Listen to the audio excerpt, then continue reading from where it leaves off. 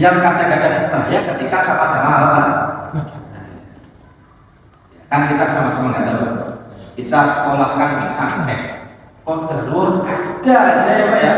Bisa jadi yang nakal malah siapa? Guru ngaji. Ada nggak Pak? Kita nggak bisa Pak. Anak kita jaga 100% nggak bisa. Di rumah kita bisa jaga, di luar makanya Pak, niat ini bukan untuk anak kita dulu, untuk kita sendiri. Semoga kita jadi orang yang baik, yang bertanggung jawab Pak. Kalaupun kita udah nggak ada, anak kita nanti hidup di hidupnya dengan temannya Pak, dengan lingkungannya, Allah tetap jaga sehingga kelak yaumul qiyamah bareng-bareng ketemu lagi di surga Allah. Amin ya rabbal. Kenapa Pak? Orang itu suka sedih gini. Tahun ini mungkin lebarannya beda karena Bapak udah gak ada. Tahun ini lebarannya beda karena itu udah gak ada. Tapi kita nggak pernah membayangkan suatu ketika istri kita, anak kita berlebaran tanpa kita. Ya, dia beli baju dulu masih punya Bapak, minta Bapak. Tapi kalau udah nggak bersama kita nggak pernah membayangkan. Tetapi Pak, kalau kita jadi orang yang soleh, insya Allah anak kita dijaga oleh Allah kapanpun, dimanapun berada. Amin ya rabbal. Termasuk yang kedua, meskipun caranya agak-agak unik-uniknya gini Pak. Bapaknya baik, ibunya baik, anaknya calon tidak baik. Ternyata Pak, di tengah jalan itu lagi main sama teman-temannya. Nah, benar ketemu anak kecil, anaknya diapain Pak? Kita mewajarkan peristiwa pembunuhan anak ini.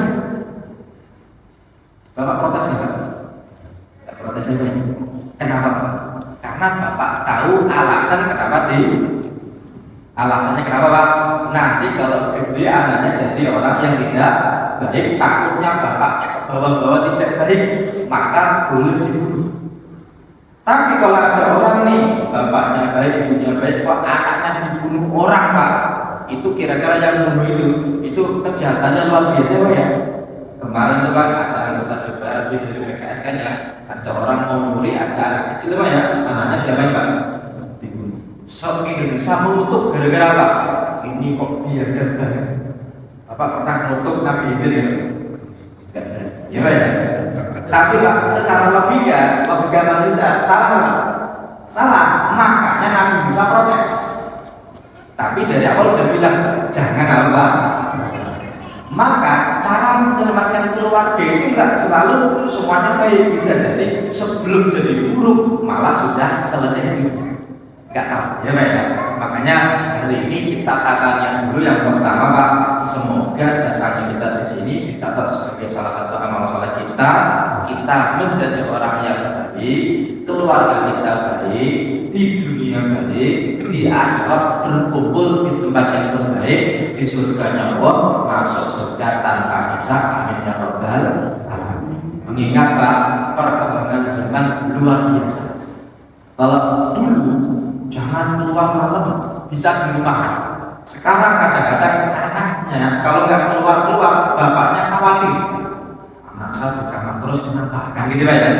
Oke, makanya zaman berubah. Dan insya Allah nanti kita akan belajar dari awal pranikah sampai kepada menikahkan.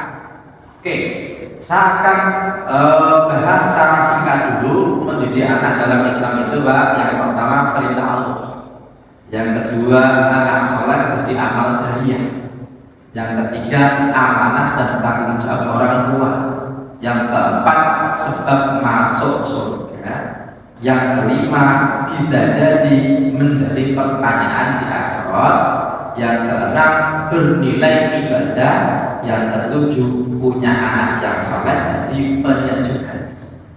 Yang pertama Pak, Allah berfirman, ya ayyuhalladzina amanu qu anfusakum wa ahlikum nar.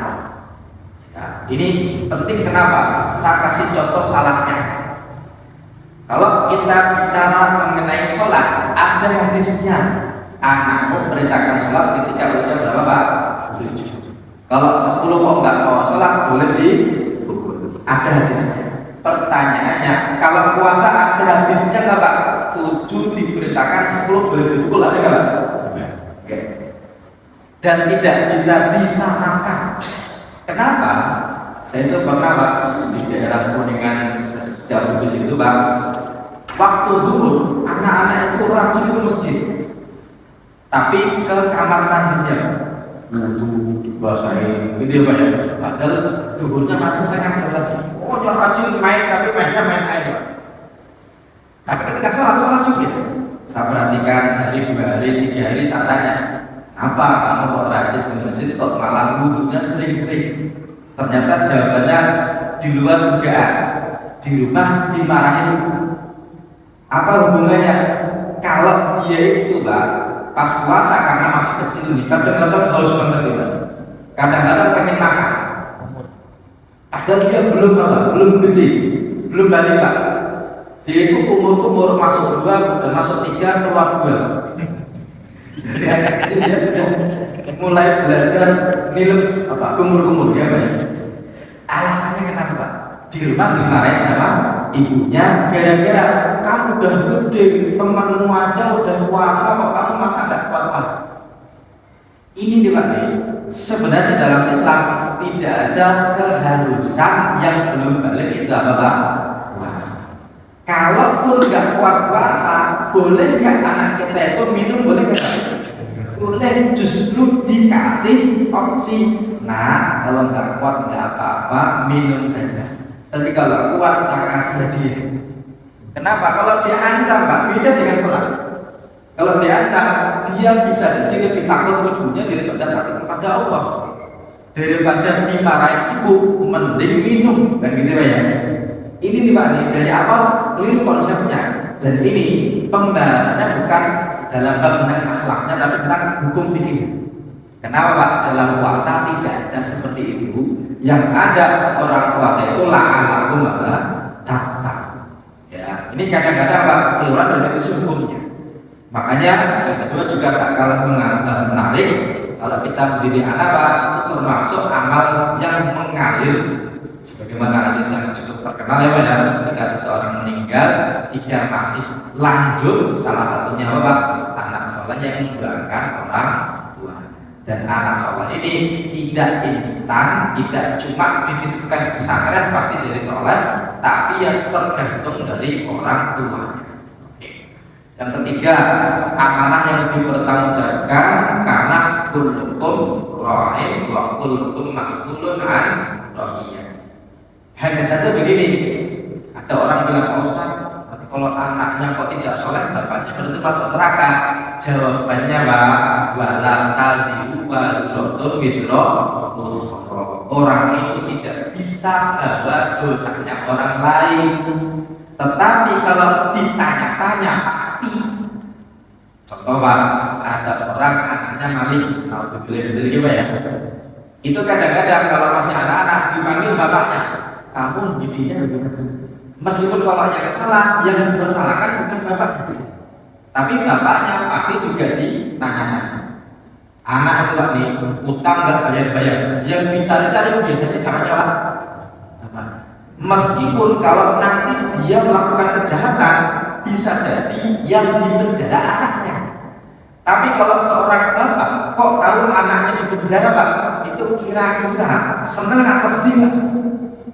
Sedih ya Pak ya. Bapak nih enak-enakan di surga, duduk-duduk sama bidadari. Ditanya anaknya kemana? Itu lagi ditunjukin malaikat. Kira-kira Bapak senang atau sedih Pak? Kita saja lagi di kantor tuh Pak, ditelepon sama sekolah. Pak, bisa ke sekolah sebentar? Kenapa? Anaknya Bapak kepalanya bocor. Oh bisa tadi jatuh. Kira-kira kita buru-buru pulang Pak? Apalagi dapat kabar kalau anak kita ternyata sedang dipermasalahkan sama siapa? Kan gitu Pak ya? Oke ya. Kemudian yang berikutnya bisa menjadi sebab surga. Kenapa Pak? Ini nanti ada banyak hadis. Di antaranya tadi ya, amal yang selalu mengalir, termasuk kalau anaknya Bapak kok 2 perempuan, itu bisa jadi yang menyebabkan kita masuk surga. Karena dalam ayat Muslim ini Pak, Man ala jariyataini hatta tablugha, siapa yang mengasuh 2 anak perempuan sampai dia balik sampai menikah dapat orang baik Pak, jaa yaumal qiyamati ana wa huwa kahatain. Ya, dia itu datang hari kiamat sama dia itu begini sama Nabi, dekat banget.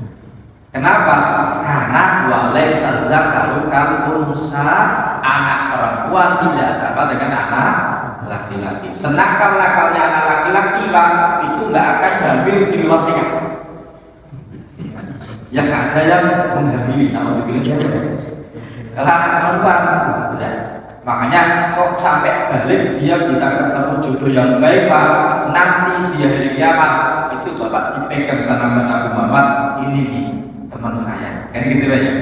Bapak nih ketika lagi ada acara nih di hotel, kok sama yang punya acara Pak dipegang, nah kamu duduk sini aja bersama saya, seneng nggak? Seneng ya Pak ya. Nabi bilang kalau ada 2 anak perempuan kalau dirawat dengan baik sampai balik Pak, kata Nabi nanti hari kiamat datangnya saat dengan dia itu ini, seperti ini Pak ya. Tetapi yang nggak gampang, makanya punya anak perempuan itu yang gampang-gampang susah. Oke Pak. Yang berikutnya Pak, ditanya di akhirat. Nah, sebagaimana dalam hadis disebutkan inna wa sa'ilul qullah wa inna masta'a'u ahfidhu dzalika amdayya. Orang itu akan ditanya, dulu anakmu begitu. Kita akan ditanyakan hatta yus'ala rajul an ahli baiti, ditanya anaknya gimana, anak gimana. Ini ditanyakan. Termasuk bernilai ibadah dan sedekah. Kenapa? Yang kita infakkan, kita belanjakan untuk kebaikan anak kita itu bukan sebuah kerugian. Karena kadang-kadang orang tua itu ngitungnya untung rugi Pak. Anak sekolahnya segini, harusnya jadinya segini. Itu Pak yang Bapak berikan untuk kebaikan anak kita, seberapapun itu nanti menjadi sesuatu yang jadi pahala. Ya, kadang-kadang kan kita gini Pak, memikirkan anak kita les apa nih, piano sekali datang Pak ya berapa 200. Tapi kalau kelas ikroh Pak sebulan 100. Yang sampai ada omongan begini Pak, ngajarin anjing sekali datang Pak 500. Tapi ngajarin orang bisa baca Quran sebulan 200. Sampai ustadznya bilang gini, mending bisa ngajarin anjing aja. Gitu ya. Yang kadang-kadang ini ya, cuma kan gini Pak, masa guru ngaji kok ngomong kan gitu ya. Ya ini kan jadi masalah juga. Tapi yang berapa Bapak keluarkan untuk kebaikan anak Pak, apapun itu dianggap sebagai nafkah yang berpahala. Oke Pak ya. Terus yang ketujuh apa? Menuju hati dan perhiasannya. Kenapa Pak? Karena dalam Al-Quran juga sudah diplot kalau harta dan anak itu perhiasan dunia. Punya harta, punya anak, hidupnya penuh dengan perhiasan. Punya harta nggak punya anak kurang, punya anak banyak kok nggak punya harta juga sedih. Ya. Karena ketika anaknya lulus sekolah Pak, itu kan pengen kuliah ya Pak ya. Kata bapaknya, udah ya nak, gitu ya. Mau kuliah budayanya ya, enggak, budayanya nggak usah apa Pak, kuliah saja kan gitu. Jadi kan kita itu kadang-kadang kan merasa gagal ketika nggak bisa membeli kepada anaknya. Kadang-kadang kan anak kita pengen apa, temannya bisa beli apa, kita kan kadang-kadang kita merasa gagal lah. Maka kalau punya anak, punya harta Pak itu perhiasan. Apalagi anaknya soleh solehah, Bapak nanti tambah tua, anak-anaknya kumpul di keluarga, bersama anak cucunya, Bapak duduk semuanya pada menyimak omongan kita, kan itu sebuah kenikmatan dunia. Kenapa Pak? Kalau ada orang sudah tua, anak yang satu berantem dengan yang lainnya Pak, bukan waris padahal bapaknya masih hidup Pak, itu kira-kira sudah dapat neraka sebelum meninggal. Dan itu banyak. Makanya kita harapkan semoga itu nanti bisa menjadi orang yang baik dengan belajar bikin parenting. Hanya saja begini. Ya, yang berikutnya gini Pak. Allah memberikan teladan dalam Al-Quran dan hadis dengan para nabi. Tapi gini Pak, di para nabi ini ternyata ada yang nabi sukses mendidik anak, ada yang tidak diberi seperti yang lainnya. Tapi bukan berarti gak sukses. Maksudnya gini Pak, di Quran hadis itu Nabi yang diceritakan bersama anaknya itu ada banyak, walaupun nggak semuanya. Misalnya Pak, Nabi Adam, Nabi Nuh, Nabi Ibrahim, Ishak, Yakub, Daud, Zakaria, Imran, Loman, itu yang disebutkan anaknya. Selebihnya jarang, paling keluarganya. Nabi Musa dan keluarganya, kemudian Nabi Ayub dan keluarganya, kan gitu Pak ya. Nah, tapi kalau para nabi ini disebutkan spesifik. Tapi uniknya, ketika menyebutkan cerita tentang Nabi Adam, ternyata di Quran disebutkan anak, tapi yang tidak berhasil. Buktinya apa Pak? Kita itu di Quran langsung cerita, watlu alaihi naba'a bani Adam bil haqqi id qarraba qurbanan fatuqbila min ahadihima wa lam yutaqabbal minal. Anaknya Nabi Adam ini Pak, tidak cuma banyak, bahkan ada yang bilang 30, masing-masing ada pasangannya. Tapi yang diceritakan dalam Al-Quran, meskipun tidak disebutkan namanya Pak, tapi dua anaknya Nabi Adam yang mereka itu diceritakan baiknya atau belumnya Pak? Belum. Ketika Qabil malah membunuh siapa Pak? Ini kalau Bapak jadi Nabi Adam sedih Pak. Makanya Nabi Adam itu digambarkan melihat ke kanan Pak, senang. Melihat ke kiri apa Pak? Kenapa? Kita itu kan anak cucu Nabi Adam. Tapi ada yang modelnya membunuh orang lain, ada yang dibunuh. Tapi ketika Al-Quran menceritakan Nabi Ibrahim agak beda. Kenapa Pak? Semua anaknya Nabi Ibrahim bisa jadi contoh kebaikan. Maka kalau Bapak perhatikan ya Pak ya, di dalam surat Ali Imran Allah sebutnya ini Pak, Inna Allaha astafa Adam wa Nuhan wa ala Ibrahim wa ala Imran alal alamin. Allah memilih Adam, memilih Nuh, memilih keluarganya Ibrahim, memilih keluarganya Imran dibanding seluruh alam. Maka ada orang yang bisa jadi contoh kebaikan, tapi keluarganya tidak bisa. Ada yang bisa jadi contoh kebaikan, dia jadi keluarganya. Dan kita nggak bisa katakan Nabi Nuh itu tidak berhasil. Kita nggak bisa katakan Nabi Adam itu tidak berhasil. Kenapa? Kalau sudah dididik dengan baik, kok ternyata hasilnya tidak sesuai dengan keinginan Pak, sesuai dengan yang diharapkan, itu semuanya sudah apa? Takdir dari Allah. Artinya kita hanya bisa berusaha. Adapun hasilnya sudah ketetapan dari Allah. Dan di Quran semua dicontohkan.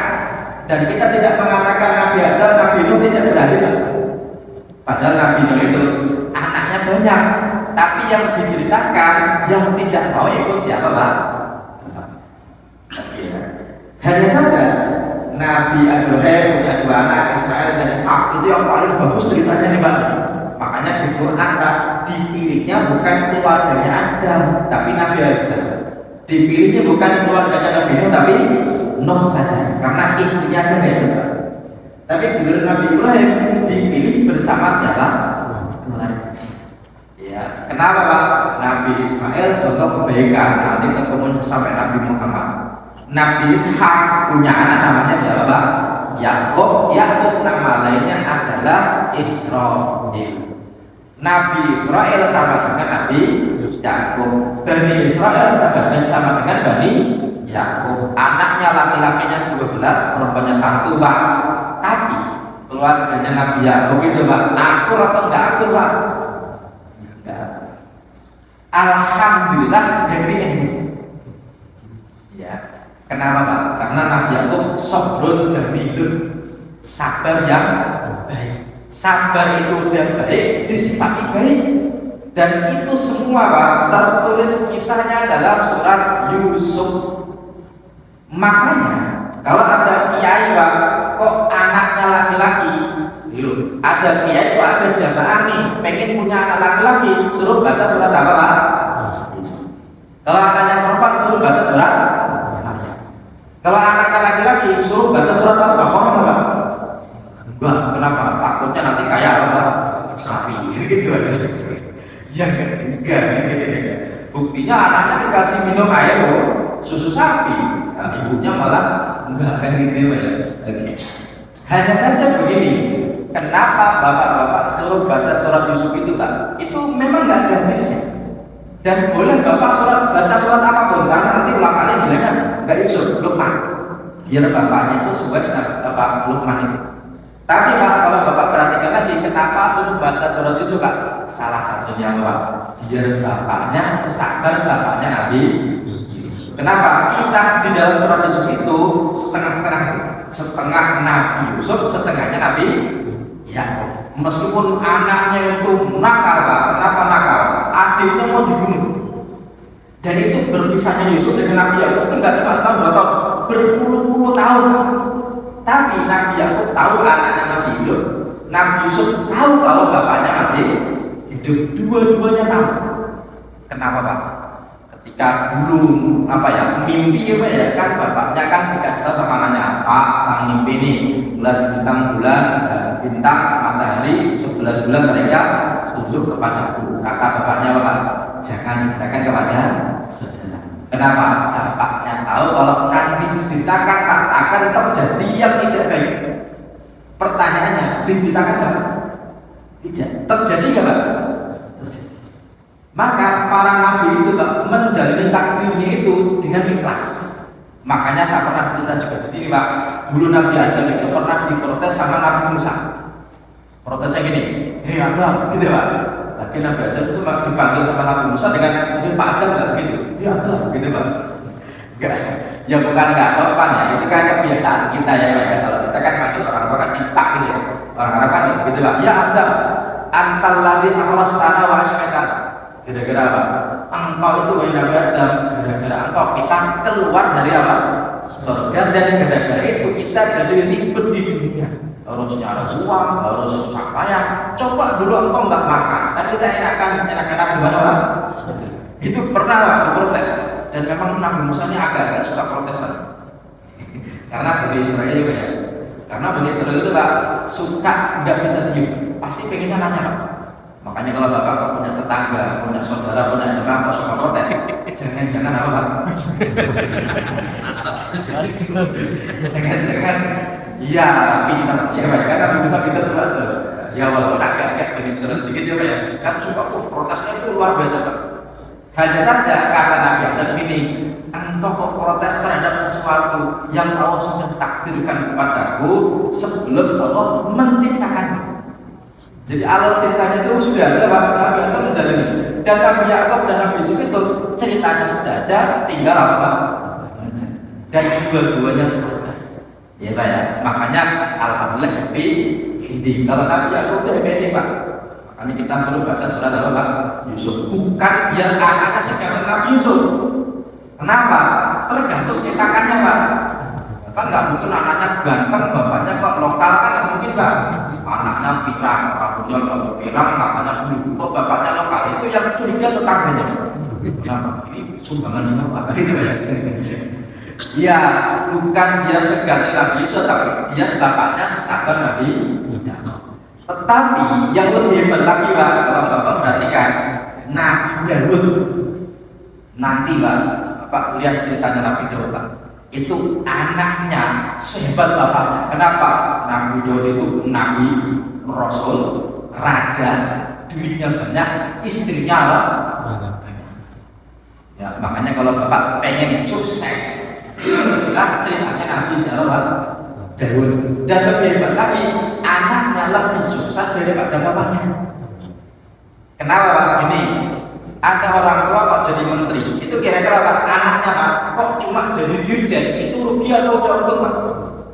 Rugi. Kenapa? Bapaknya saja apa Pak? Bapaknya presiden, anaknya kok wakil. Masuk Pak Iko. Itu masuk akhir. Kenapa bapaknya aja Pak? Ini Tunggu 4 tahun lagi. Kita nggak tahu. Kalau tidak Pak, mana? Dana atas masih ada. Kalau sudah tidak diakhiri dengan iya Pak. Hanya saja begini, Nabi Daud itu Pak, anaknya lebih hebat daripada bapak.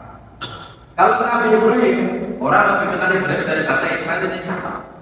Karena Nabi Ibrahim itu tidak diperdebatkan kehebatannya, semua agama samawi mengakui. Kalau Nabi Adam anaknya ada sih yang Nabi, tapi bapak mungkin nggak begitu kenal, Nabi Sis. Ya, tapi nggak begitu terkenal. Kalau Nabi Nuh malah agak-agak gitu ya. Nabi Zakaria memang punya anak namanya siapa? Ya, tapi kalau Nabi Dawud, anaknya Nabi Sulaiman, kerajaannya, Pak, pasukannya tidak cuma apa? Manusia, hewan, jin, bahkan bisa mengendalikan elemen udara. Ini udah kayak apa ya? Bahkan Pak, di dalam tafsir Ibnu Katsir tadi menceritakan salah satu ini Pak, singgasananya itu Pak, kayak apa ya, kapal perang gitu, tapi tidak di laut, di atas. Jadi di atas itu, sebulan di atas itu bisa, makanannya tersedia. Di situ rapatnya itu di atas Pak ya. Ya Pak, mungkin nggak kebayang ya, hebat betul. Nabi Sulaiman itu hebat, ya. Sampai beliau doa gini, ya Allah, ampuni aku, berikanlah aku kerajaan yang tidak pantas diberikan kepada orang setelah Tuhan. Sampai Nabi Muhammad tuh malam-malam kayak digoda ifrit, dipegang, mau ditaruh di masjid, mau ditali di masjid Pak. Nabi Muhammad kayak ingat doanya saudaranya Nabi Sulaiman tadi, yaitu semoga kerajaannya tidak pantas diberikan kepada orang lain. Saking juga. Makanya Pak, kenapa kok biasa begitu? Itu yang pertama takdir Allah. Yang kedua Pak, tirakatnya Nabi Daud itu nggak biasa. Bapak tahu tirakatnya Nabi Daud Pak? Yang pertama puasa Pak. Yang kedua sholat malam seperti sholatnya Nabi Daud. Sholatnya ini Pak, malamnya beginang ya Pak ya. Saya rasakan di sini tuh kemarin tuh. Ya, ketika apa namanya menjelang Ramadan dibagi 6, 3/6-nya atau setengahnya tidur, 2/6-nya sholat, 1/6-nya tidur lagi. Ini salah satu rahasia. Makanya Bapak perhatikan ya, biasanya orang tua itu bahwa anaknya sukses itu biasanya kalau nggak bapaknya ibunya itu punya tirakat yang tidak biasa. Ada puasa Senin Kamis, ada Daud, ada sholat malam, tapi yang nggak harus sama. Tapi kalau bapak seperti Nabi Daud, jangan-jangan Nabi nanti anaknya Pak seperti King Sulaiman. Makanya di Arab itu di Mekah itu Pak, kan ada mall sampai Masjidil Haram ya Pak, itu namanya apa Pak? Bin Daud. Dia nggak berani mengatakan saya Sulaiman, tapi bin Daud. Karena bapaknya kaya, dia pengennya jadi kaya juga. Kan gitu ya Pak? Hebatnya lagi Pak, Nabi Daud kan anaknya banyak, yaitu Nabi Sulaiman kan istrinya banyak ya Pak ya. Hanya saja pasti ada kekurangan. Ya, walaupun katanya Pak, Nabi Sulaiman itu ternyata rumahnya di Jogja.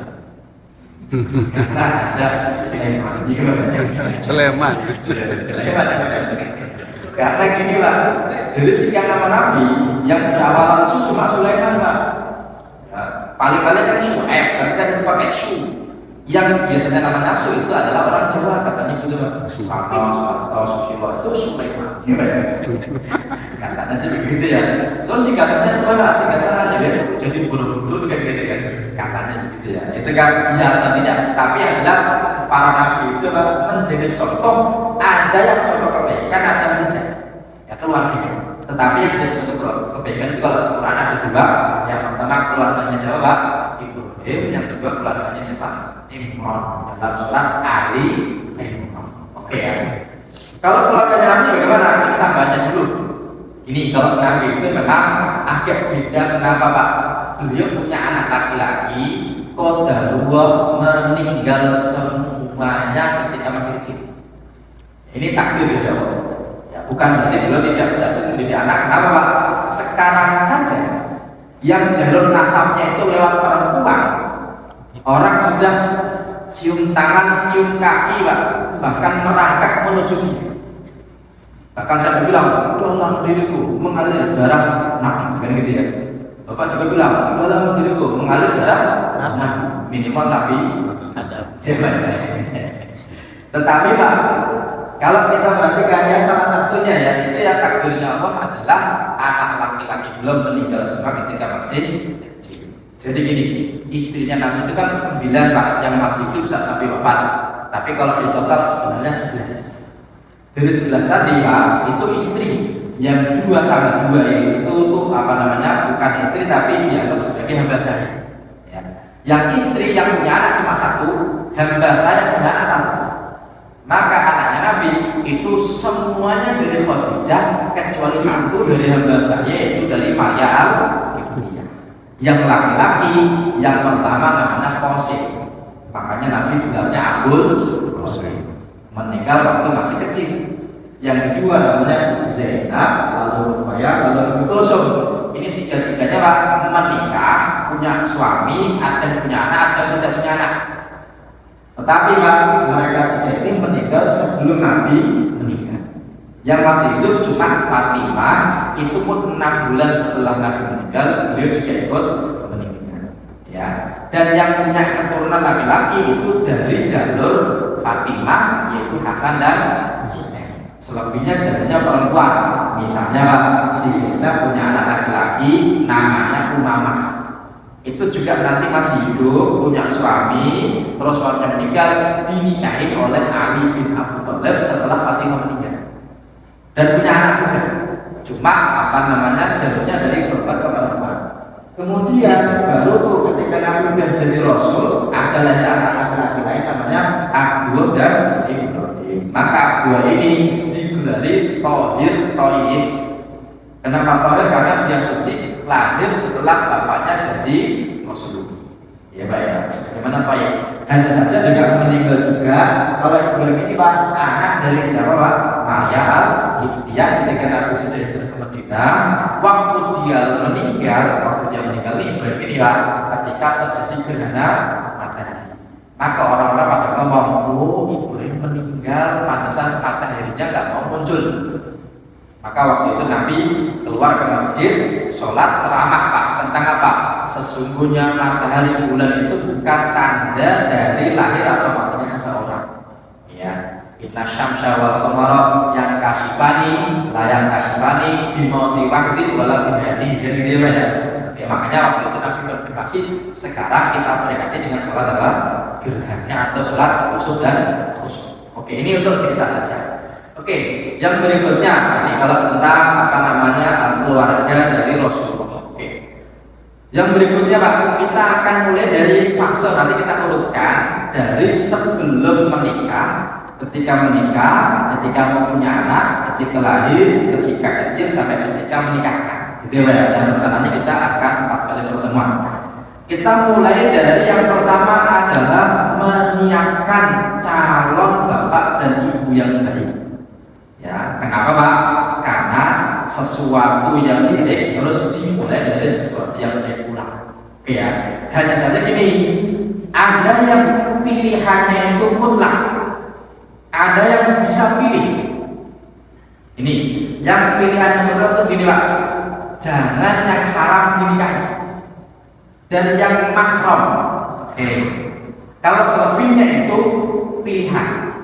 Pilihan begini Pak, asasi kualitas agamanya harus manusiawi, harta, kedudukan, kecantikan, boleh. Kalau taktis contohnya gini, kesuburan, kesetaraan, perawan. Kalau kesetaraan itu setara ilmunya, setara budaya, status, harta, lifestyle. Ini pilihan saja.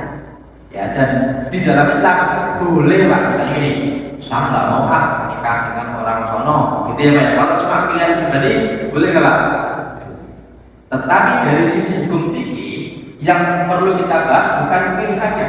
Kalau pilihannya Pak, nanti Bapak bisa membahas dalam tema yang lainnya. Tetapi kalau dalam sisi hukum fikih, yang pertama harus bukan mahram dan tidak haram.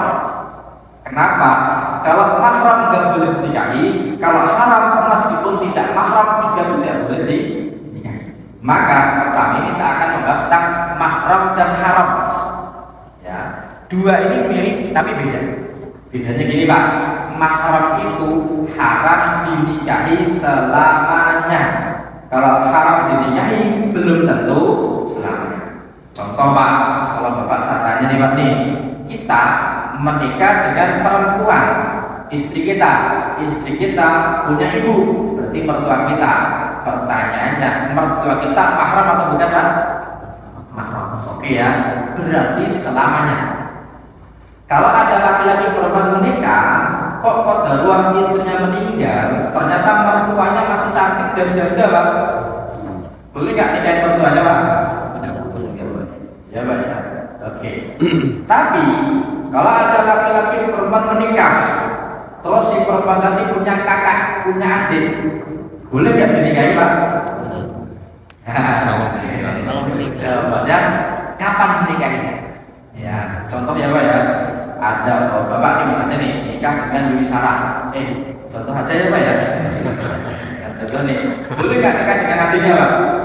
Nggak boleh kan suami orang ya Pak ya. Atau misalnya gini, kita kan suka sebut ipar gitu ya. Ipar itu Pak haram dinikahi tapi bukan mahram. Bedanya di mana? Dalam madzhab Syafi'i ya, ya. Mahram itu kalau disentuh tidak batal. Bapak salaman dengan mertua perempuan itu wudunya tidak. Tapi kalau kepada ipar adiknya istri kita kok perempuan itu kalau tentu Pak dalam madzhab Syafi'i batal kan wudunya?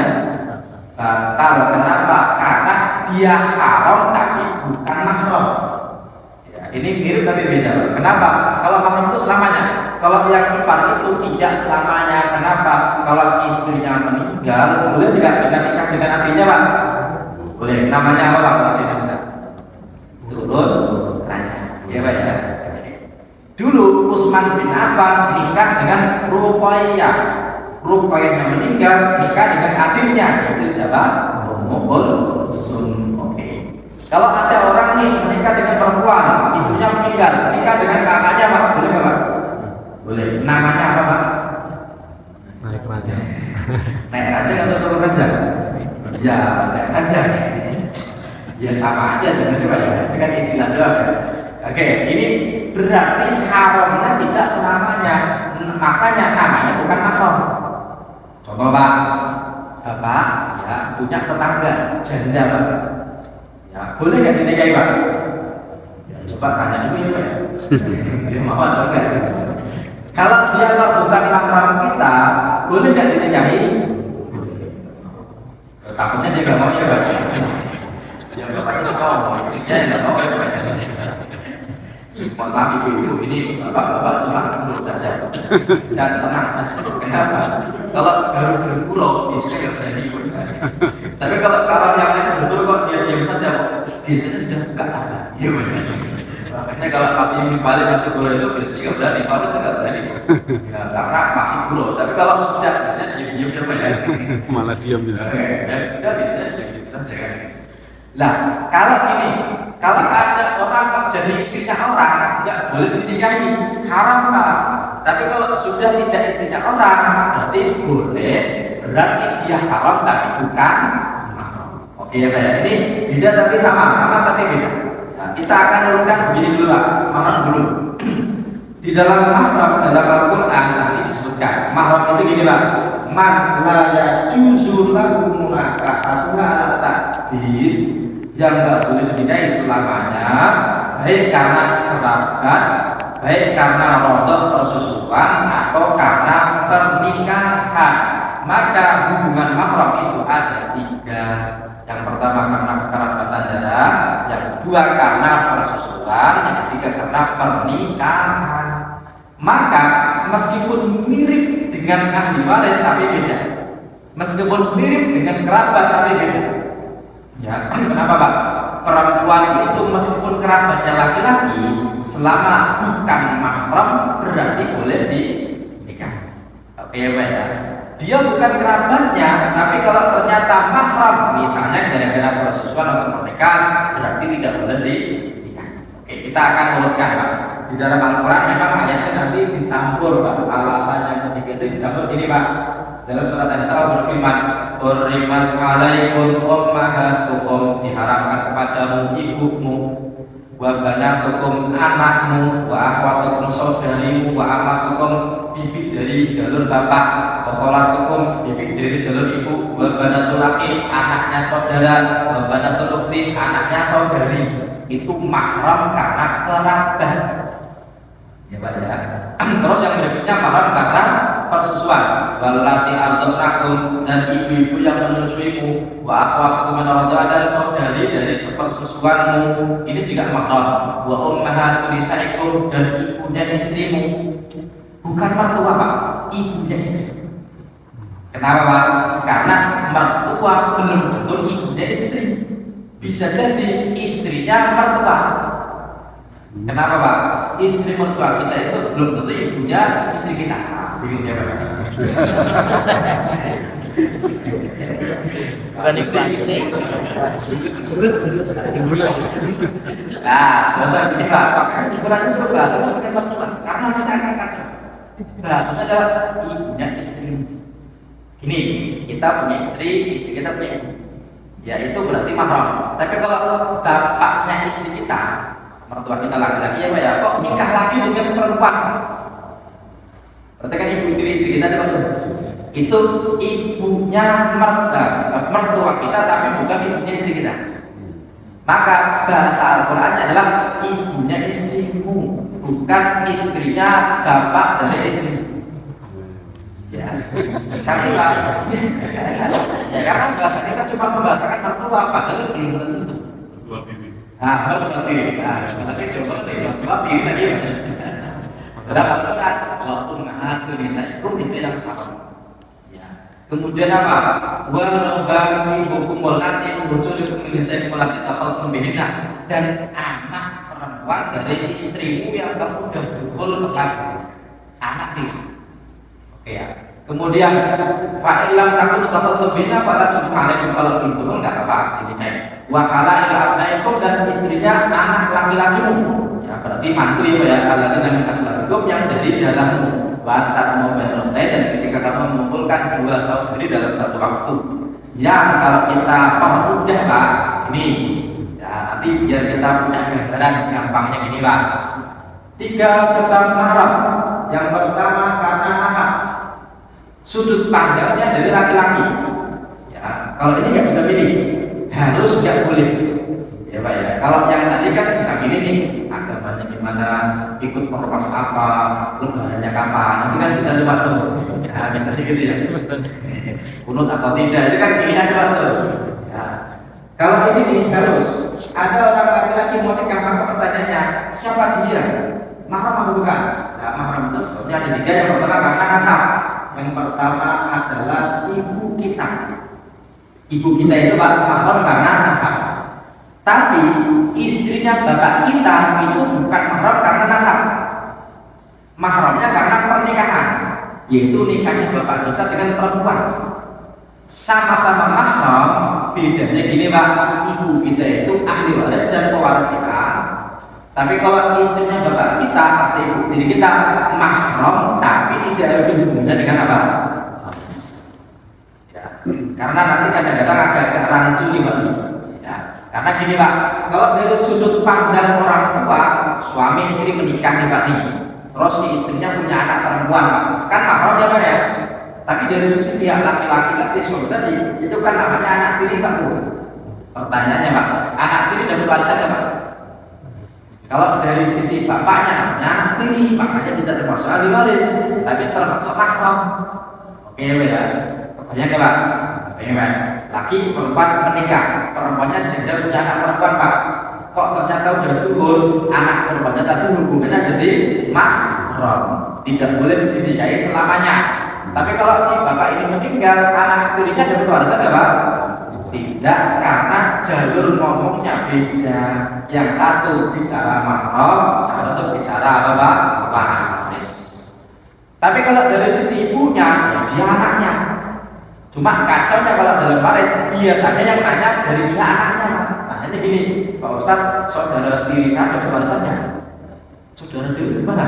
Dia saudara cuma sebapak atau saudara cuma seibu. Itu kacau Pak. Kenapa? Saudara sebapakmu itu bukan saudara tirimu, itu saudaramu tapi sebapak. Ya Pak ya. Karena orang suka salah paham nih. Dia kan saudara tiri saya. Gini Pak, kalau pernah di lahir yang sama berarti saudara kandung, tapi kandungannya sama, bapaknya beda. Bener ya Pak ya? Oke ya, walaupun bahasa kita saudara kandung itu ketika bapak ibunya sama ya Pak ya. Kalau bapak ibunya nggak sama, namanya saudara apa Pak? Tiri. Padahal dalam Islam tidak ada saudara tiri, dia saudara tapi sebapak atau seibu, kan gitu ya Pak ya? Oke. Kemudian yang berikutnya, ibu kita, anak perempuan kita, saudari kita, kemudian bibi dari jalur bapak, bibi dari jalur ibu, kemudian anak dari saudara dan saudari, itu semuanya mahram. Selain ini meskipun kerabat berarti bukan mahram. Contoh Pak, ada laki-laki punya punya tante Pak, tantenya kan mahram tuh Pak tuh. Omnya itu punya anak laki-laki atau perempuan. Pertanyaannya Pak, kerabat nggak? Kerabat. Mahram atau bukan Pak? Kalau di kita namanya sepupu. Berarti sepupu itu dalam madzhab Syafi'i dan juga dalam ulama yang lainnya karena dia bukan mahram Pak. Kalau dalam madzhab Syafi'i kok salaman sebetulnya batal enggak?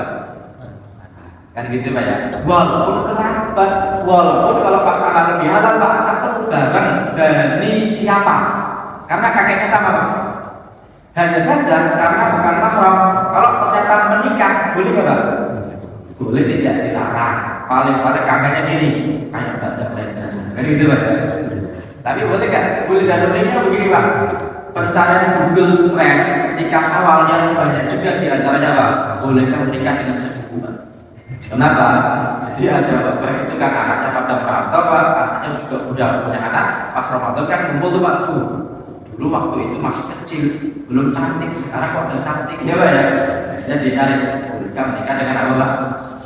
Dalam hukum Islam boleh nggak? Boleh karena bukan mahram dan tidak haram dinikahi. Ya, dulu Nabi pernah Pak mau menikahi sepupu, walaupun nggak jadi. Siapa Pak? Anaknya Abu Thalib. Ya namanya Ummu Halimah. Bahkan kisahnya itu tragis. Kenapa? Sebelum mau nikah dengan Khadijah, Nabi awalnya Pak sudah bilang ke pamannya Abu Thalib itu Pak ya, untuk menikahi Ummu Halimah. Ini kakaknya Ali Pak. Kata pamannya, nggak usah saja, dia sudah ada yang lain yang lebih pantas. Maka nggak jadi nikah Pak. Dan uniknya lagi begini Pak, kan Ummu Halimah kan di Mekah tuh. Ketika Nabi Fathu Mekah, itu suaminya Pak kafir itu, kabur. Ummu Halimah itu janda. Dan ternyata Nabi bilang lagi, ya setelah berpuluh-puluh tahun Pak ya, kan itu kan dulu kan sebelum usia 25 tuh Pak tuh, udah sama-sama tua, ya udah nikah lagi aja sama saya. Dulu Pak ditolak pamannya, sekarang yang nolak adalah Ummu Halimah. Kata balik, nggak usah lah, udah tua, udah punya anak masing-masing, kenapa sih kan gitu Pak ya? Oh iya, ya gitu Pak. Ternyata Pak Ummu Halimah mikir, ya nggak apa-apa juga lah, kenapa? Kan saya juga cinta sebenarnya kayak gitu Pak ya. Terus dia bilang gini, ya udahlah Muhammad, Nabi mau, saya mau. Ternyata Pak sudah mau, Qur'annya nggak boleh. Kenapa nggak boleh Pak? Roba dulu, apa namanya, wabanatu itu atau sawilu, anaknya paman itu Pak hanya boleh ketika mereka hijrah bareng Nabi. Karena kembali tidak hijrah bareng Nabi, tetap di Mekah, Qur'annya kan memperbolehkan. Ya makanya sampai meninggal Ummu Halimah belum kesampaian Nabi Muhammad belum sampai menikah dengan siapa? Ummu Halimah. Tapi secara hukum ini boleh saja. Kenapa? Tidak mahram, bukan mahram dan tidak haram di. Oke, baik. Ini yang pertama karena sebab macam. Yang kedua karena persusuan. Ya walaupun sekarang itu ya jarang, tapi dulu iya ya Pak ya. Karena gini Pak, Nabi Muhammad saja meskipun punya ibu namanya Aminah Pak, dari kecil beliau disusui perempuan lain. Namanya siapa Pak? Halimah dari Bani Sa'ad. Dan Nabi tidak punya saudara kandung, punyanya saudara sepersusuan. Anaknya Ummu apa namanya? Anaknya Halimah dan anak-anak yang lain yang menyusu bersama Nabi Muhammad itu. Makanya Pak Hamzah itu kan pamannya Nabi ya Pak ya. Selain pamannya Nabi, beliau juga saudara sepersusuannya Nabi. Kenapa Pak? Sama-sama nyusu kepada Halimah As-Sa'diyah. Hanya saja Bapak jangan bayangkan gini, pamannya berarti tua dong? Enggak. Kenapa? Seumuran Pak. Hamzah sama Nabi Muhammad itu seumuran Pak. Ya. Kenapa Pak? Karena kakeknya dulu istrinya banyak dan ketika nikah dengan ibunya si Hamzah ini waktu bareng Abdullah nikah dengan Aminah. Makanya agak deket-deket usianya. Ya. Dan yang haram gara-gara persusuan itu sama sebagaimana haram karena nasab, yaitu ibu sepersusuan, ada ibu yang menyusui, ya Pak ya, saudari sepersusuan, kemudian bibi sepersusuan, kemudian keponakan yang sepersusuan. Itu Pak sama dengan jalur ketika bicara mengenai nasab. Meskipun ada syaratnya. Syaratnya apa? Pertama, yang menyusui manusia. Ada syaratnya ya. Maksudnya apa Ustaz? Ya kalau bapak nih kok nikah atau kok nyusu kepada sapi, Pak, itu ya bukan berarti lantas jadi saudaranya sapi ya Pak ya. Dan yang menyusui adalah apa Pak? Manusia, masih hidup. Kemudian yang menyusu itu belum usianya 2 tahun. Karena ada hadis inna maradha'atu minal majaa. Ya. Kalau sudah lebih dari 2 tahun, misalnya nih ada anak nih kurang dari 2 tahun nyusu pada satu perempuan. Terus ada anak usianya 30 tahun Pak, nyusu di perempuan yang sama. Itu enggak lantas anaknya bilang, Pak, berarti kita saudara sepersusuan. Walaupun sama, bapak kamu apa ya? Gak usah lama, kan beda usianya kan gitu kan. Kalau kamu kan suka isinya, kalau saya kan suka bungkusnya kan gitu kan, katanya bapak-bapak gitu ya Pak ya. Mohon maaf. Tapi Pak itu ada syarat begitu. Jadi ada syarat anaknya masih di bawah berapa tahun Pak? 2 tahun. Yang ketika syaratnya Pak, kebanyakan ulama mengatakan harus 5 kali menyusu, bukan 5 menyertakan, tapi 5 kali. Sekalinya itu sampai kenyang. Artinya kalau baru sekali awalnya Pak, kebanyakan ulama mengatakan itu belum dianggap Pak saudara sepersusuan. Oke ya, ini sebab yang kedua. Sebab yang ketiga adalah pernikahan. Gara-gara pernikahan, yang pertama adalah ibunya istri kita, yang kedua anak istri kita, yang ketiga istrinya anak kita, yang keempat istrinya bapak kita. Ini sebab yang ketiga karena apa? Pernikahan. Ya, yang tiga-tiganya karena mahram berarti sifatnya abadi. Hanya saja ada yang haram tapi bukan mahram. Contoh Pak, tidak boleh dalam satu waktu ipar, bibinya istri, keponakannya istri itu enggak boleh dikumpulkan dalam satu waktu, enggak boleh dipoligami. Ya, ini ada 3 tadi ya Pak ya. Walaupun yang Quran disebutkan cuma 1 yaitu saudarinya istri. Dia ini Pak haram tapi bukan mahram. Maka ulama kadang-kadang membahasakan gini, ini mahram ghairu mu'abbad. Haram tapi tidak selamanya. Walaupun yang lebih pas dia bukan mahram tapi haram. Ya, contoh Pak yang kedua, perempuan yang sudah diceraikan 3 kali berarti haram dinikahi. Kenapa Pak? Sudah talak bain kubro. Tapi tidak selamanya. Kalau ternyata dia nikah lagi dengan laki-laki lain, sudah berhubungan badan, hijrah 3 kali Pak, sudah selesai masa iddahnya, boleh nikah kembali ya Pak? Boleh. Ya Pak ya. Oke. Yang ketiga, istrinya orang lain. Ini haram dinikahi Pak, tapi bukan mahram. Ini perlu ditulis ya Pak ya. Tapi uniknya begini Pak, seorang perempuan itu tidak dilarang menikahi suaminya orang, tapi seorang laki-laki dilarang menikahi istrinya orang lain. Ya Pak, benar Pak. Makanya perempuan itu Pak awalnya tidak dilarang menikahi suaminya orang. Ya Pak ya, ada laki-laki bersuami mau nggak nikah denganku? Nah, itu Pak boleh. Awalnya begitu Pak. Makanya dalam Islam itu jangan mengumbar kebaikan suami di muka publik. Takutnya perempuan-perempuan juga pengen menjadi istri dari laki-laki tadi. Kan kadang-kadang ada ibu, wah suamiku baik banget, ulang tahun dikasih apa, bunga dan sebagainya Pak ya. Itu perempuan bilang gini, Bu boleh nggak saya juga jadi istrinya dari suami ibu, gitu ya Pak ya. Itu awalnya boleh-boleh saja secara hukum. Kalau bapak-bapak itu nggak boleh menikahi istrinya. Oke ya. Kemudian berikutnya, yang keempat adalah masih dalam masa iddah, ini nggak boleh dinikahi. Yang kelima Pak, kafir tapi non ahli kitab. Ini pembahasannya walaupun sebenarnya agak panjang ya Pak, tapi sebenarnya gini Pak. Dalam Islam orang kafir bagi 2. Yang pertama adalah ahli kitab, yang kedua non ahli kitab. Yang walaupun dibahasakan dengan kata musyrik. Lam yakunil ladzina kafaru min ahli kitabi wal musyrikin. Awalnya Pak, laki-laki muslim boleh menikahi perempuan ahli kitab. Yang jadi perdebatan siapa sih mereka ahli kitab? Ini jadi perdebatan. Kalau di Indonesia enggak boleh. Tapi kalau di luar negeri Pak, Lebanon atau apa itu masih boleh. Kalau di Indonesia enggak boleh bukan karena larangan agama, tapi dilarang oleh negara pernikahan campur. Ya. Kemudian yang berikutnya adalah selain 4 istri. Maksudnya apa? Kalau ada laki-laki kok istrinya sudah 4 Pak, semua perempuan di dunia hukumnya haram dinikahi. Kenapa Pak? Karena sudah apa? 4. Ini seatnya udah penuh nih Pak, tidak boleh nambah lagi. Full slot.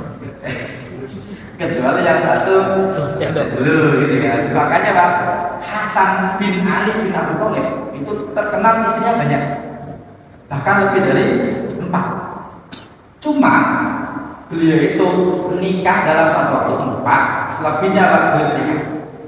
Makanya nanti sampai ada cerita gini Pak, ada sahabatnya itu protes sekali, anaknya dikasih tahu dong, jangan suka nikah gitu Pak. Ya kata bapaknya, ya kan dia udah gede, udah bisa sendiri. Dan ternyata perempuan-perempuan di Madinah waktu itu Pak, tidak ada yang nolak kalau mau dilamar siapa Pak? Nah, kenapa? Kalau nanti anaknya laki-laki itu pasti otomatis Habib, ya Pak ya, karena anaknya siapa Pak? Hasan. Ya nggak Habib, Sayyid lah minimal ya Pak ya. Itu nggak ada yang nolak perempuan, walaupun sampai gini, udahlah Habibin aja nggak apa-apa, habis itu nggak usah lanjut, itu boleh-boleh aja Pak. Sampai segitunya ya Pak ya. Hanya saja sholatnya maksimal berapa Pak? 4 dalam satu waktu. Yang ketujuh yang berstatus mula'anah. Nanti ada Pak, laki perempuan itu saling melaknat ya, karena laki-lakinya Pak menuduh istrinya berzina tapi nggak punya bukti ya Pak ya. Maka kalau mau lepas dari tujuan tadi harus melaknat istrinya 5 kali. Nanti ada hukumnya dalam hukum fikih. Ini haram tapi bukan mahram. Tetapi ada juga yang tidak haram dan bukan mahram, seolah-olah haram. Di antaranya siapa Pak? Sepupu. Ya, itu tidak haram dan bukan haram. Ipar-iparan. Ipar-iparan itu contohnya gini Pak. Ada laki-laki nikah perempuan, perempuannya punya adik perempuan, laki-lakinya punya adik laki-laki Pak. Pertanyaannya, si adik itu dengan si adik ini Pak, kok nikah? Boleh nggak Pak? Boleh, nggak apa-apa. Kenapa? Bukan mahram dan tidak haram. Kalau mau nikah bareng juga, enggak apa-apa. Ya, oke. Kemudian tiri. Tiri ini maksudnya apa? Ada saudara lain bapak, lain ibu. Inilah yang disebut dengan saudara tiri. Bapak ini saudara tiri itu lain bapak, lain ibu. Contohnya gini Pak, laki-laki menikah dengan perempuan, sama-sama duda dan janda. Dudanya punya anak laki-laki, jandanya punya anak perempuan. Si duda janda menikah Pak, anaknya kan jadi saudara ya Pak ya. Bapaknya sama nggak Pak? Beda. Ibunya sama nggak Pak? Beda. Berarti dia saudara lain bapak, lain ibu. Kok bapaknya nikah, anaknya akhirnya nikah Pak, boleh nggak Pak? Jawabannya tidak haram dan bukan mahram. Ya Pak ya. Apalagi gini Pak, anaknya kenalan tuh sama perempuan, terus si bapak tadi kan udah ya, tanya, emang itu ibunya masih hidup? Iya, tapi jangan, udahlah kenalin saja sama ibunya, gitu ya. Ya ternyata kabelnya bareng Pak, kayaknya bareng Pak, boleh nggak Pak? Tidak dilarang, paling viral. Minimal diundang di kelas betul ya Pak ya. Nah ini coba ya, boleh nggak? Enggak dilarang. Sampai gini Pak, kalaupun ada saking-sakingnya gini Pak, laki perempuan menikah, si perempuan punya ibu janda, si laki-laki punya bapak muda, itu kan mereka namanya apa Pak? Besanan. Dulunya masih lengkap, sekarang yang seorang istrinya meninggal, dan sini suaminya meninggal. Akhirnya ya udahlah, biar bersatu kita nikah aja, gitu ya Pak ya. Boleh nggak Pak? Besan menikah dengan besan boleh nggak Pak? Jawabannya tidak termasuk mahram dan bukan yang haram di. Paling anaknya protes, udah mulai ya Pak ya. Malu gitu ya Pak. Apalagi gini Pak, si laki-laki nikah dengan perempuan, ya. Si laki-laki punya adik, si perempuan punya kakak. Jadi kalau kakaknya si perempuan nikah dengan adiknya si laki-laki, boleh nggak Pak? Boleh. Paling yang begitu anaknya. Ini manggilnya itu Pak D atau Pak Le ya Pak? Ya udahlah, Om aja lah, sama-sama. Ini nah bukan mahram dan tidak termasuk haram di nikahi, walaupun tidak bisa, gitu ya. Oke, anak perempuan mantu ya nggak masalah. Di sana juga tidak termasuk apa? Haram. Oke, ini berkaitan dengan haram dan haram. Oke, kalau bisa memilih tadi ya, kalau bisa sih ya apa namanya pilihan yang bagus-bagus. Walaupun sebenarnya gini Pak, kalau sudah menikah tidak katakan andai saja. Ya, ini juga nanti jadi masalah Pak. Masalahnya gini Pak, kalau sudah menikah dihindari ucapan andai saja dalam hal apapun. Kenapa Pak? Seorang mukmin yang gede itu ajaban li amril mukmin ya, kalau dapat kebaikan dia syukur, kalau dapat keburukan dia sabar. Hanya saja Pak, kalau kita bicara mengenai andai saja itu gini, di dalam hadis ada kayak sekarang ini. Kalau kita sudah dapat sesuatu, mengandaikan itu biasanya membuka pintu sehat. Contoh gini Pak, kata ibu-ibu kepada anaknya, nah andai saja belum sangat milih bapakmu, ini kita hidupnya enak, kamu saya pilih bapakmu, jangan-jangan bunda-bunda gitu ya. Bapak aja bapak mau anaknya banyak ya Pak. Saya dulu tuh yang suka saya banyak, anaknya PS dulu Pak ya Pak ya. Berkata anaknya, terus kenapa kalau tidak diterima? Itu saya juga nggak tahu. Itu Pak, kalau udah nikah dihindari kata apa? Andai kan dulu nggak ketemu kamu, saya hidupnya enak, begitu Pak ya. Itu Pak, nanti jadi virus. Kata Nabi gini, walakin kul, katakan apa Pak? Qadarullahi wa masya'a fa'al. Apapun itu dalam rumah tangga, takdir Allah, Allah kehendaki, Allah takdirkan. Qadarullahi wa masya'a fa'al, Allah kehendaki, dikerjakan, dilakukan. Karena apa? Kadang-kadang gini Pak ya, tahu bilangnya Pak, ada anak nih, sekolah mana ya? Ibunya bilang sini, bapaknya bilang situ. Ya udahlah rapat, bagusnya di mana? Ya udah sama aja, kenapa? Lebih murah, lebih dekat, dan juga baik. Tapi Pak, kemudian ke depan biasanya ya ada masalah. Kadang-kadang Pak, yang satu bilang, kan saudara bilang, kan dulu pengennya situ. Lah kan udah lama. Ya Pak, kan udah selesai. Kalau andai kan kita apa Pak? Fa'inna lau, karena lau itu andai saja ya Pak. Taftahu amalas, membuka amalan apa Pak? Pasti nanti berikutnya jadi nggak bisa. Kan saudara bilang sono aja, tapi kan udah kelas 5 kayak gitu Pak ya. Mau gimana? Ya udah. Apalagi sampai hilang nyawa Pak. Kan saya bilang Bapak ini nggak usah kan kalau masih tersono itu kan dokternya berarti Pak malah kesini, malah begini kan gitu Pak ya. Itu kalau udah terjadi dan jelek Pak, kok plus andai kan itu amal setan terbuka. Ya kan gitu Pak ya. Makanya namanya itu Pak, ya udah, lain asobaka syai'un fala takun lau anni fa'altu kana kada wa kada. Kalau saja dulu aku kerjakan begini, pastinya akan begitu. Itu Pak, jangan begitu. Ucapan apa Pak? Qadarwahi wa masya'a fa'ala. Ya Pak ya, memang udah takdir. Jadi itu Pak lebih memudahkan dalam kehidupan. Kenapa? Kalau sekali ada andaikan, itu akan membuka pintu apa Pak? Ya Pak ya. Ini nih dalam kehidupan rumah tangga berat Pak. Kan kita dulu pilih rumah tuh, kenapa pilih sini? Kan dulu itu kan harusnya kan begitu kan ya Pak. Itu kan kadang-kadang dalam kehidupan begitu tuh Pak. Karena itu kan semua pilihan Pak. Pilihan menikah dengan siapa, terus punya anak atau tidak, atau punya anak kapan, itu kan juga pilihan tuh Pak tuh. Ya nanti rumahnya di mana, sekolahnya di mana. Kalau sudah terjadi, bilangnya apa? Qadarwahi wa masya'a fa'al. Kalau andaikan dulu begini akan begitu, itu akan membuka amal-amal apa? Oke ya Pak ya. Oke. Yang berikutnya kita mau buka aja belum? Lanjut salah jelas sedikit ya Pak ya. Tadi sudah saya sampaikan Pak, tidak semua istri Nabi itu apa? Baik. Nabi Lot justru tidak suruh menceraikan istrinya. Yang ceritanya Pak agak beda dengan kisahnya Nabi Ibrahim. Ketika pulang ke rumah Ismail, nggak ketemu Ismail, ketemunya siapa Pak? Yang ditanya Ismail mana?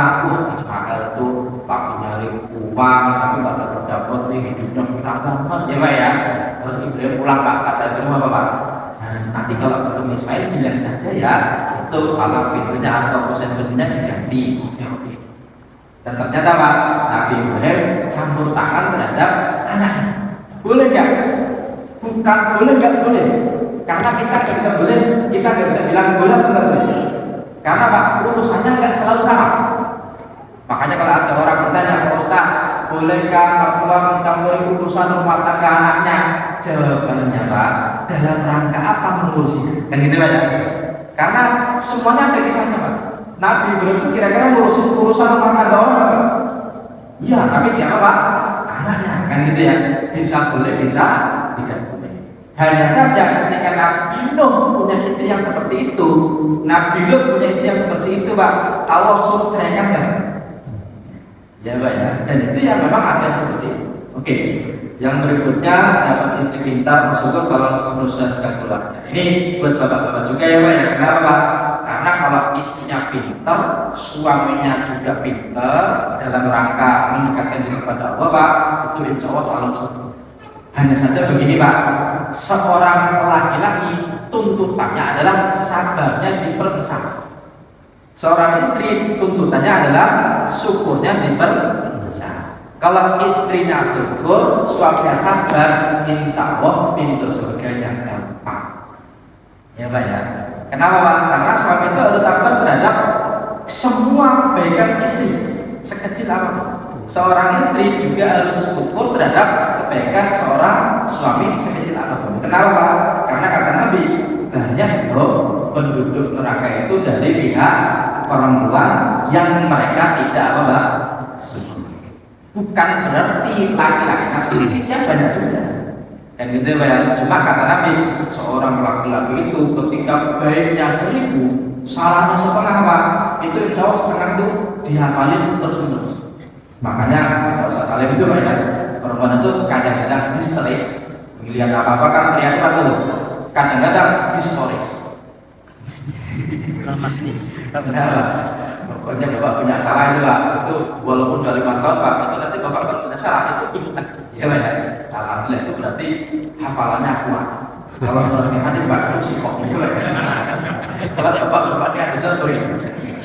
Karena Pak Alfred tahu mana aja lupa ya Pak. Oke, ini apa? Semua atas takdir sudah. Oke. Nah, kalau ini bisa memilih. Nah, perempuan juga boleh memilih. Bahkan Pak boleh menolak.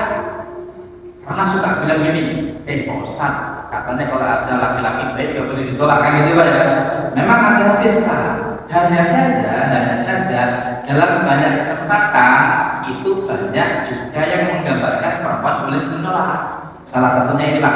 Ya, ini hadis ini Pak, hadisnya ini. Kalau datang kepada kalian dari bapak-bapak, orang yang kalian ridhoi agamanya, kemudian ridhoi akhlaknya, nikahkanlah. Kalau nggak dikerjakan, takutnya timbul apa Pak? Ujian fitnah di muka bumi dan kerusakan.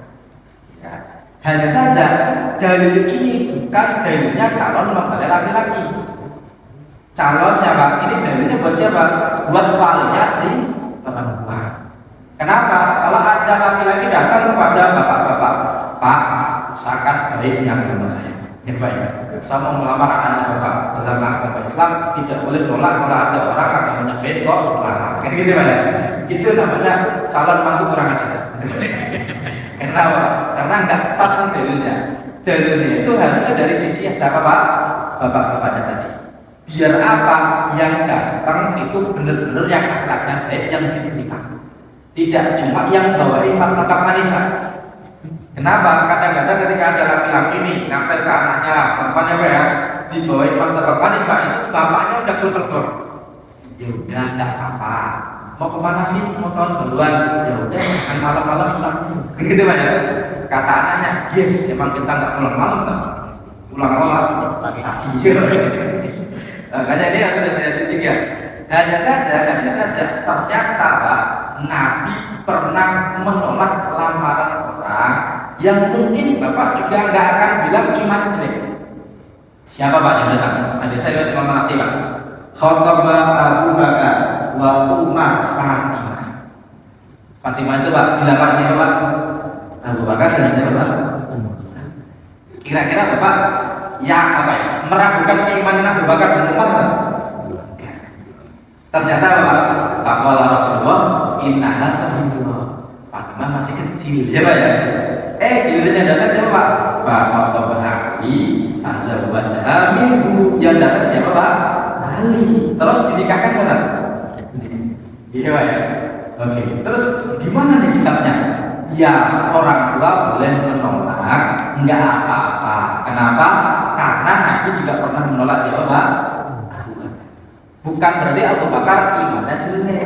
Cuma kata Nabi, dia masih kecil kok. Gilirannya kelamar Ali Pak, boleh loh. Katanya kemarin masih apa Pak? Kecil kan gitu ya. Enggak, maksudnya saya pengen nikah dengan yang seumuran saja. Karena Abu Bakar itu Pak dengan Nabi selisihnya 2 tahun. Ya, jadi Nabi itu ibaratnya Pak ya, kan Nabi meninggal usianya 62 tahun. Abu Bakar meninggal usianya 63 juga. Tapi ketika Nabi meninggal, Abu Bakar usianya 61 tahun.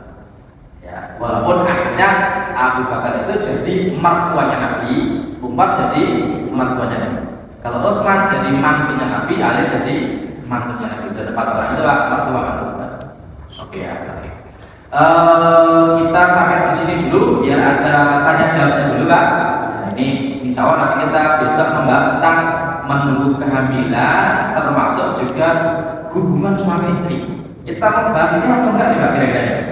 Saya takutnya itu Ramadan gitu ya. Maklum. Ya, nanti tapi di sini mohon maaf nggak ada gambar-gambarnya ya Pak ya.